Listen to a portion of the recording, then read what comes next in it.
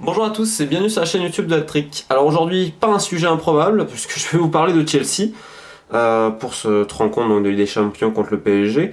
Alors je vais pas vous parler du sportif, parce que je pense que tous les autres médias vont le faire. Non, je vais vous parler de la place de Chelsea en Angleterre, alors c'est un club dans l'imaginaire collectif qui est le plus détesté d'Angleterre depuis l'arrivée en 2003 de Roman Abramovich. Alors c'est pas faux, mais Chelsea a toujours été détesté, faut bien comprendre ça. Alors, il y a plusieurs raisons à ça. Alors, je suis pas sociologue, mais on va quand même parler un peu de société parce que vis-à-vis de Chelsea, c'est très très important à Londres. Bon, déjà, on commence par le début. 1905, création du club. Donc, quand même un peu de retard, puisqu'on va dire que les gros clubs majeurs anglais, à la base, c'était fin du 19e. Bon, après, c'est pas grave. Donc, ils jouent tout de suite. Donc, ils s'installent après à Stamford Bridge qui devait arriver à Fulham. Je vous conseille la série sur la saga des stades londoniens qu'on avait fait. Donc Stamford Bridge, déjà, il y a quelque chose quand même à signaler avant d'aller plus loin. Ça date de 1874, 1876, j'ai un doute, je crois que c'est 76. Ça a été rénové, sachant deux fois, notamment en 1904, 1905. Mais c'est un des stades les plus vieux de Londres. J'aime pas. C'est peut-être même le stade le plus vieux de Londres. J'ai pas vérifié avant, donc je dis peut-être une bêtise. Mais quoi qu'il en soit, Stamford Bridge a une âme. On peut dire ce qu'on veut, mais il a une âme. Néanmoins, donc il est situé dans le quartier de Chelsea sur Fulham Road. Alors pour aller à Fulham Road, vous avez une légère pente d'un côté avec une chapelle. Vous avez aujourd'hui maintenant des Russes qui ont racheté plein de maisons aux alentours, et vous avez un quartier globalement qui fait, bon, on va dire un peu middle class sur certaines choses, mais pas populaire certes sur certaines habitations, mais globalement assez huppé, on va dire ça comme ça. Chelsea a toujours gardé cette idée de l'ouest londonien c'est pas l'est londonien, enfin ça dépend encore où vous allez, ça reste quand même un quartier, certains le qualifieraient de rupin. Je suis pas d'accord avec ça, néanmoins c'est vrai que depuis 10 ans les loyers ont considérablement augmenté, alors comme un peu je dirais de partout dans le monde entier. Il y a Kensington juste à côté, le quartier dit français avec l'ambassade française, là où il y a tous les musées, quartier très, très sympa d'ailleurs je trouve. Donc en fait ça a donné un peu une impression à la fois touristique si vous voulez, et également où il faut vraiment du fric pour habiter. C'est pas complètement faux. Juste à côté il y a le quartier de Fulham, parce que Chelsea et Fulham c'est vraiment le derby. Et Fulham, il y a énormément de journalistes qui habitent là-bas, d'écrivains, des gens qui ont des moyens si vous voulez, mais qui n'ont pas assez, on va dire, d'argent pour arriver dans une belle habitation vers Chelsea. Donc je pense que déjà, socialement, si on prend ça, ça incite une certaine jalousie. Il y a toujours cette idée de dire ouais mais c'est ceux qui ont de l'argent. Même si en Angleterre, c'est quand même moins répandu qu'en France. Deuxième chose, historiquement, Chelsea, c'est un club, c'est vrai, détestable sur un point, c'est que quand, dans les années 70, allez, fin des années 60, début des années 70, début des années 80, le National Front, qui est un parti politique, est monté surtout dans les stades, avec toute l'idéologie, on va dire, sectaire, on va dire ça comme ça gentiment, à Stamford Bridge, c'était vraiment un lieu de culte, on va dire, à Londres. Je vais rappeler l'anecdote de Paul Cannonville, premier joueur noir à jouer pour Chelsea, c'est un match à Crystal Palace. Le cop des Royal Blues, déjà, chante We don't want a nigga, la la la, la la la. Donc nous ne voulons pas d'un nègre, la la la, on avouera qu'il y a un peu mieux comme chant. Je me rappelle qu'à l'époque, enfin, j'étais pas né, mais j'ai regardé des vidéos d'archives, il y a Pat Nevin, qui est un Écossais, qui a été le seul quand même à prendre la défense ensuite, dans une interview télé, de son coéquipier, les autres ne le prenaient pas. Alors, petite parenthèse, il faut bien comprendre que la xénophobie, au siècle dernier, elle n'était pas seulement endémique à Chelsea ou ne serait-ce qu'à l'Angleterre, évidemment. Il y a eu beaucoup de mal à adopter la société multiculturelle. À l'époque, c'était très compliqué pour un jeune noir de jouer au foot, faut vraiment le comprendre, et d'aller dans un stade. C'était vraiment un sport considéré de white. Les non-white ont eu beaucoup de mal. Alors je pense, voilà, je vous conseille le dossier Teenage Kicks à ce sujet-là, qui commence et vous comprendrez un peu mieux. Mais dans les années 80, années 70, c'était vraiment très compliqué. Et les pionniers dans le domaine ont un mérite terrible, parce qu'après, c'est eux qui ont ouvert la voie aux autres. Paul Ince, etc. Donc pour Cannonville, pour l'anecdote, 11 enfants de 10 femmes différentes, ce qui est quand même assez priceless, c'était très compliqué. Et en fait, Chelsea a véhiculé cette image, allez, j'aime pas ce mot, mais bon, d'extrême droite, à dire ça comme ça, puisque certains n'hésitaient pas à faire des saluts nazis et tout ça. Néanmoins, c'était qu'une petite bande d'allumés. Alors certes, nombreuses, il y en avait qui faisaient partie des Headhunters, les Headhunters qui étaient un groupe hooligan assez connu, on va dire, en Angleterre, même si ça égalait pas les exploits de la brigade de Stoke, qui était peut-être... visiblement, dans les fights, c'était celle qui était la plus réputée, mais c'était pas les plus nombreux, fallait peut-être aller remonter un peu plus haut, côté de Leeds, peut-être un peu du côté de Manchester, c'est vrai qu'ils étaient nombreux quand même. Mais donc voilà, Chelsea, ça a contribué tout ça à donner une image un peu détestable du club, si vous voulez. Parce que franchement, We don't want a nigga, ça le fait pas tellement. Donc plus cette idée politique, plus cette idée, on va dire, d'argent, sachant que, et c'est là où on a un cliché absolu, contrairement à tout ce qu'on veut croire, alors ça c'est pas moi qui le dis parce que je l'ai vu, enfin, je suis allé plusieurs fois à Chelsea, mais c'est surtout les témoignages que j'en ai de personnes qui connaissent le club, des gens qui vraiment ont le club dans le sang depuis 40 ans, etc. Il y a toujours une classe populaire qui va à Stamford Bridge. Il faut être très clair là-dessus. Chelsea, comme tous les autres clubs au monde, du moins en Angleterre, après je ne peux pas parler non plus au monde, reste un club populaire, parce que le football c'est ça.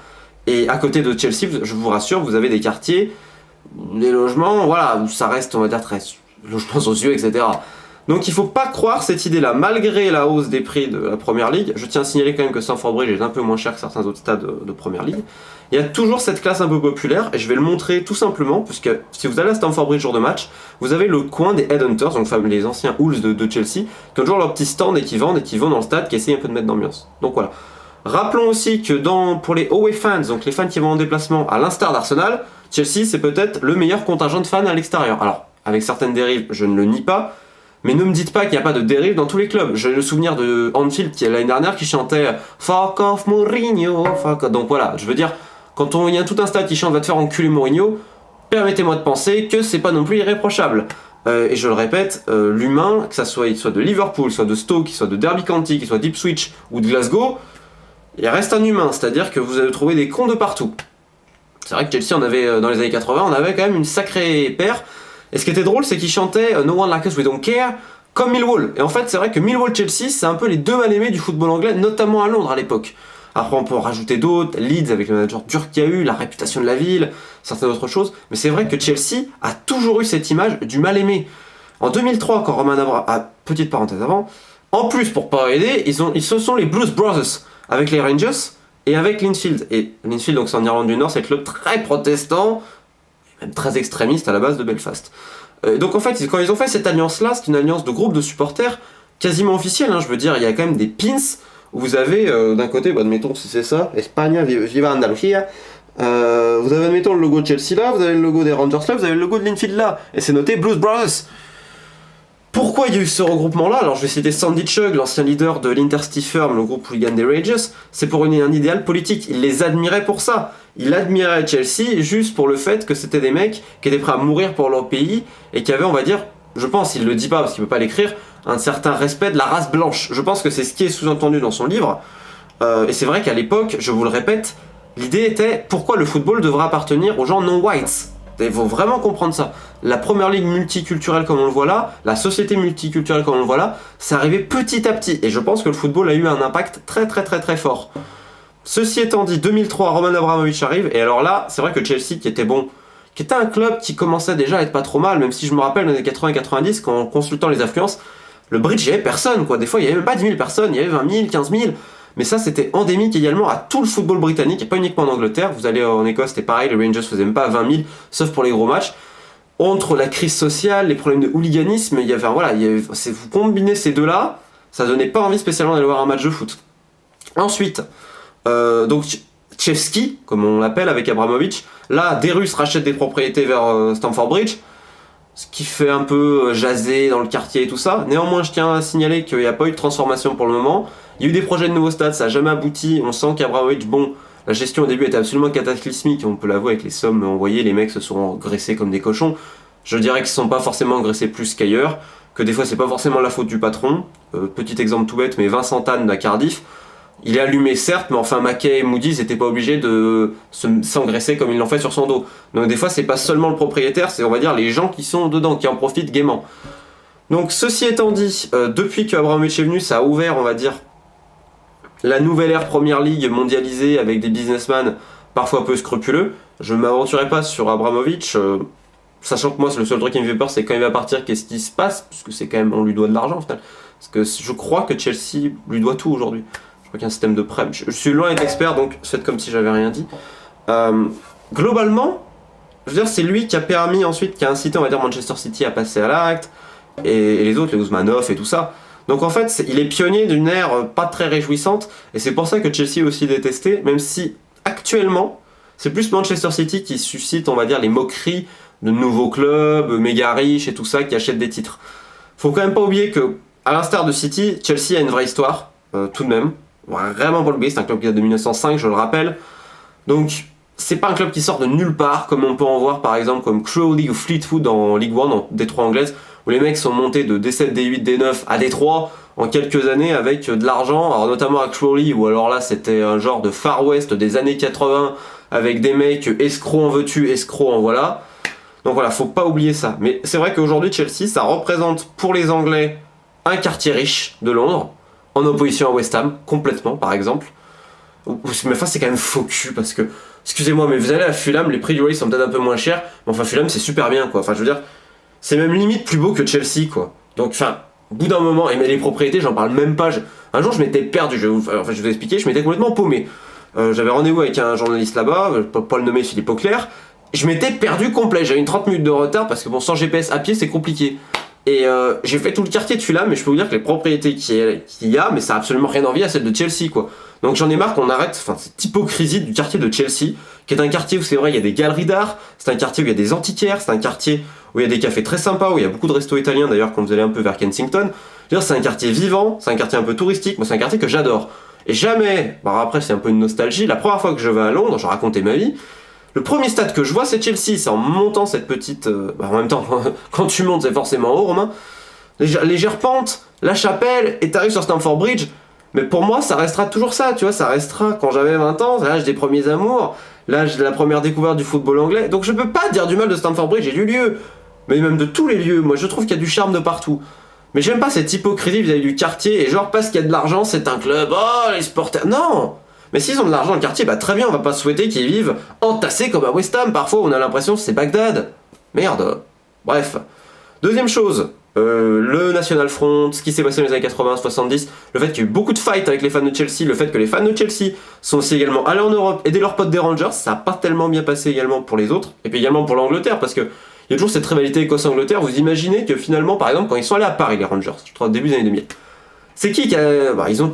Les mecs de Paris se sont fait littéralement démonter la gueule, même des témoignages que j'ai eus, mais c'est qu'il y avait plein de fans de Chelsea qui ont aidé les fans des Rangers. Sauf qu'après c'est sorti, donc vous imaginez pour les Anglais, mais qu'est-ce qu'ils vont aider les Écossais, etc., etc. Donc ça n'a pas aidé non plus.